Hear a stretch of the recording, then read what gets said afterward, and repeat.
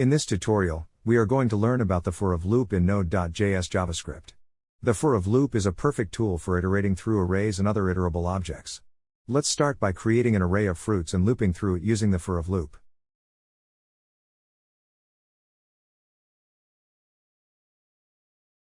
In the code above, we first declare an array of fruits. Then, we use the for of loop to iterate through each item in the array. The fruit variable represents the current item in the array for each iteration.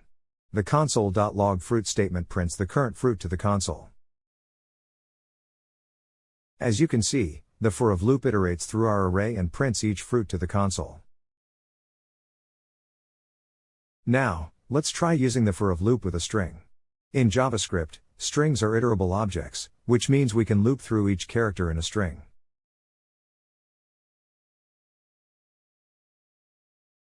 In this example, we declare a string hello.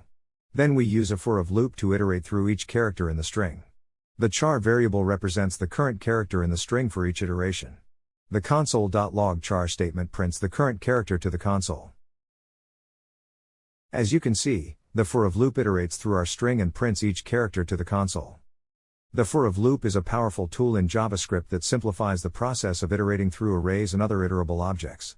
It's simple, clean, and easy to read, making it a great choice for beginners learning JavaScript. Happy coding!